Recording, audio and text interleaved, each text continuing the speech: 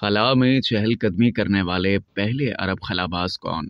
NASA کے طویل المدتی خلائی مشن کے دوران متحدہ عرب امارات سے تعلق رکھنے والے پہلے خلاباز اسپیس واک کریں گے۔ یو اے ای کے سلطان النیادی خلا کا سفر کرنے والے اپنے ملک کے دوسرے اور اسپیس واک کرنے والے عرب دنیا کے پہلے خلاباز ہوں گے۔ عرب میڈیا کے مطابق سلطان النیادی اس وقت بین الاقوامی اسپیس اسٹیشن میں ناسا کے 6 ماہ طویل مشن پر موجود ہیں۔ وہ 28 اپریل کو ناسا کے فلائٹ انجینئر اسٹیفن باؤن کے ہمراہ 6.5 گھنٹے طویل اسپیس واک کا حصہ ہوں گے۔ یو اے ای کے خلاباز سلطان النیادی نے ناسا کے خلا میں مائکرو گریوٹی میں انسانی خلیے کی نشو و نما پر تجربات کے لیے بھیجے گئے مشن کے ہمراہ 2 مارچ کو کینیڈی اسپیس اسٹیشن سے خلا کا سفر شروع کیا تھا۔ اسپیس واک خلابازوں کے اسپیس شپ یا اسپیس اسٹیشن سے باہر نکل کر اسٹیشن کے مینٹیننس کے کام میں حصہ لینے کو کہتے ہیں۔ اس کام کے لیے منتخب ہونے والے خلابازوں کا انتخاب بہت ہی پیچیدہ مراحل کے ذریعے کیا جاتا ہے اور یہ کام سر انجام دینے کے لیے خلاباز کو انجینئرنگ، روبوٹکس اور لائف سپورٹ سسٹمز میں بے انتہا مہارت درکار ہوتی ہے۔ یو اے ای کے خلاباز احمد النیادی کو اسپیس واک کے لیے ناسا کی جانب سے جانسن اسپیس سینٹر کی نیوٹرل بویانسی لیبارٹری میں 55 گھنٹے کی تربیت بھی دی گئی تھی۔